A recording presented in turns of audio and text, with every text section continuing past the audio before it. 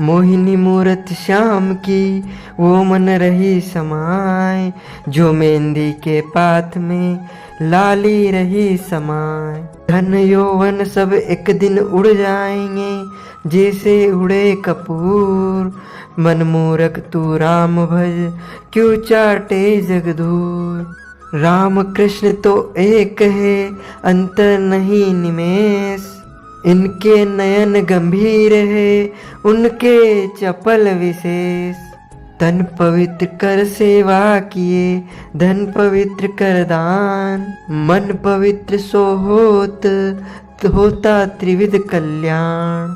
बोलिए श्री गिरिराज धरण कीजे, श्री गोवर्धन नाथ भगवान कीजे, श्री लक्ष्मी नारायण भगवान की जय, श्री कृष्ण कन्हैया लाल की जय, श्री वृंदावन बिहारी लाल की जय, श्री बालकृष्ण लाल की जय, श्री श्याम सुंदर यमुने महारानी की जय, जगत गुरु श्री वल्लभाधीश की जय, श्री गोसाई जी परम दयाल की जय, श्री गुरुदेव की जय, लाडले लाल कीजे, आज के आनंद कीजे। उत्तम मास अधिक मास महात्म कथा अध्याय 17 की आज हम आपके सामने प्रस्तुत करने जा रहे हैं।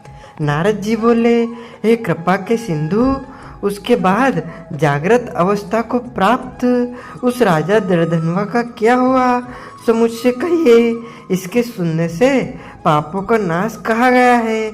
नारायण जी बोले, अपने पूर्व जन्म के चरित्र को सुनने से आश्चर्ययुक्त तथा सुनने की इच्छा रखने वाला राजा दर्दनवा से वाल्मीकि ऋषि फिर बोले। वाल्मीकि ऋषि बोले, इस तरह स्त्री के मुख से शीतल वाणी को सुनकर सुदेव शर्मा धैर्य धारण कर हरि भगवान को चित्त को लगाता हुआ दीर्घ श्वास लेकर दिनमुख सुदेव शर्मा जो होने वाला है वह होगा, यह मन में निश्चय कर पुष्प समाधि आदि के लिए वन को गया।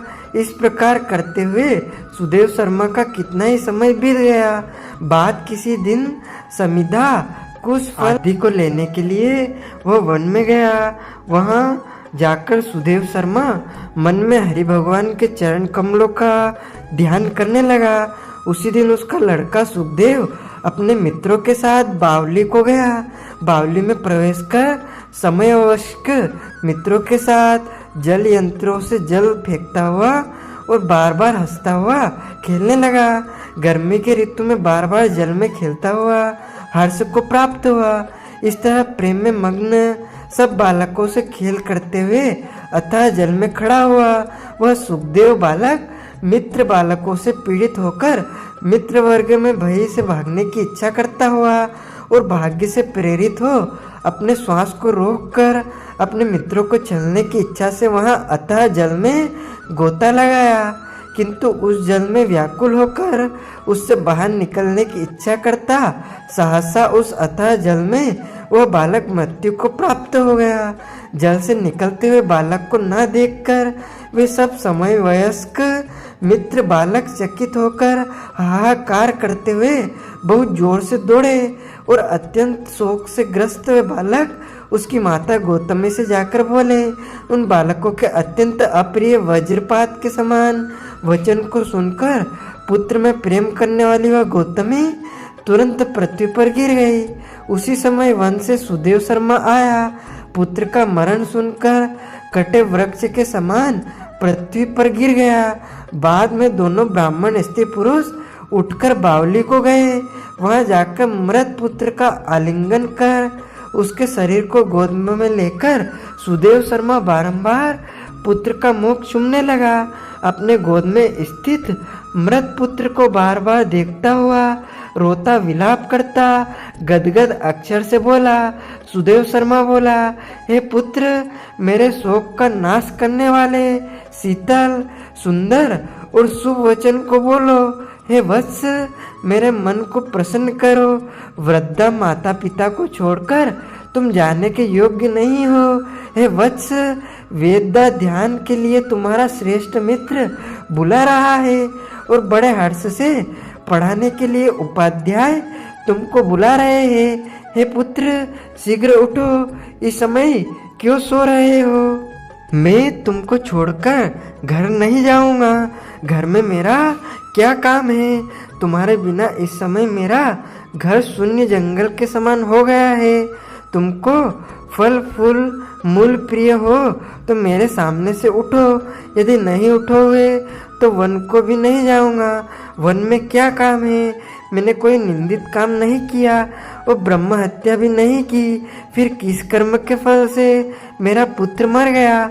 अहो ब्रह्मा, तुमने ऐसा करके कौन सा बड़ा फल प्राप्त किया? हे निर्दय, वृद्ध दिन मेरे नेत्र को लेकर निर्धन का धन और दोनों स्त्री पुरुषों का सहारा इस पुत्र को हरण करते तुमको लज्जा क्यों नहीं होती? सर्वत्र तुम दयालु हो, परंतु मेरे विषय में निर्दय हो गए। सो क्यों? अहो आश्चर्य है, मेरे भाग्य से यह उल्टा कैसे हुआ? स्वभाव से सुंदर पुत्र की खोज इस समय में कहाँ करूं? हे पुत्र, तुम्हारे मुख और सुंदर नेत्र को कहाँ देखूंगा? मेघ जल को बरसाता हुआ पृथ्वी धन्य को पैदा करती है, पर्वत रत्नों को और समुद्र मुक्तासार मणि को देते हैं, परंतु उस देश को नहीं देखता हूँ जहाँ मरा हुआ पुत्र मिलता हो, जिसके शरीर का आलिंगन कर हृदय के ताप को छोड़ता है। हे वत्स, तुम एक बार शीघ्र वचन सुनो और दया करो। तुम्हारी माता लज्जा छोड़कर चिल्ला के समान अत्यंत विलाप करती है। हे पुत्र, उसको देखकर तुमको दया क्यों नहीं पैदा होती? माता पिता की आज्ञा बिना कभी भी कहीं नहीं गए हो। हे पुत्र, हम दोनों से बिना पूछे ही दूर के मार्ग को गए हो क्या? इस समय किसके वेदा ध्यान की उत्तम वाणी को सुनूंगा? हे वत्स, आज तुम्हारे और तुम्हारे मनोहर मधुर वचन के स्मरण से मेरा हृदय सौ टुकड़ा नहीं हो रहा है, क्योंकि मेरा हृदय लोहे के समान है। हे कौशल नयनेंद्र राजा दशरथ, तुमको हम धन्य मानते हैं, क्योंकि रामचंद्र के वन जाने पर पुत्र के ताप से दग्ध हुए प्राणों को नहीं रख सके, परंतु तुम पुत्र के मर जाने पर भी जीवित रहने वाले। मुझको धिक्कार है। हे गोविंद, हे विष्णु, हे यदुनाथ, हे नाथ, हे श्री रुक्मणी के प्राणपति, हे मुरारे, हे दिन पर दया करने वाले, हे दयालो, पुत्र रूप के अग्नि के ताप से संताप मेरी रक्षा करो। हे देवादिदेव, हे समस्त लोक के नाथ, हे गोपाल, हे गोपीश, हे चक्र को हाथ में धारण करने वाले, हे यमुना के विष दोष को हरने वाले, पुत्र रूप अग्नि के ताप से संताप मेरी रक्षा करो। हे वैकुंठ के वासी विष्णु, हे नरकासुर के नाशक, हे चराचर के आधार, हे संसार रूप समुद्र के पार करने के लिए जहाज रूप अर्थात संसार समुद्र से पार उतारने वाले, हे ब्रह्मादि देवताओं से नमस्कृत चरणापीठ वाले, पुत्र रूप अग्नि के ताप से संतप्त मेरी रक्षा करो। हमारे समान सठ दूसरा कोई नहीं है, जो मैंने देवकी पुत्र श्री कृष्ण के वचनों का उल्लंघन कर पुत्र से दुराशा की। कौन अभागा पुरुष भाग्य में न रहने वाली वस्तु को प्राप्त कर सकता है? इति श्री ब्रह्मनारदीय पुराणे पुरुषोत्तम महात्म्ये सप्तदश अध्याय संपूर्ण है। श्री कृष्ण कन्हैया लाल की जय। श्री लक्ष्मी नारायण भगवान की जय। बाल कृष्ण लाल की जय।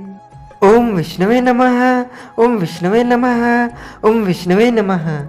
अच्युतं केशवं राम नारायणं श्रीकृष्ण दामोदरं वासुदेवं भजे। श्रीधरं माधवं गोपिका वल्लभं श्रीजानकी नायकं श्री रामचंद्रं भजे।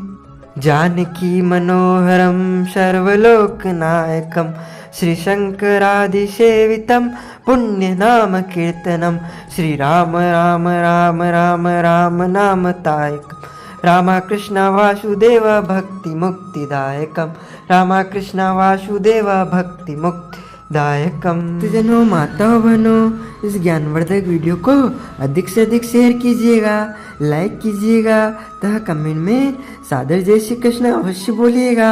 आपको और आपके पूरे परिवार को सादर जय श्री कृष्ण, सादर धन्यवाद।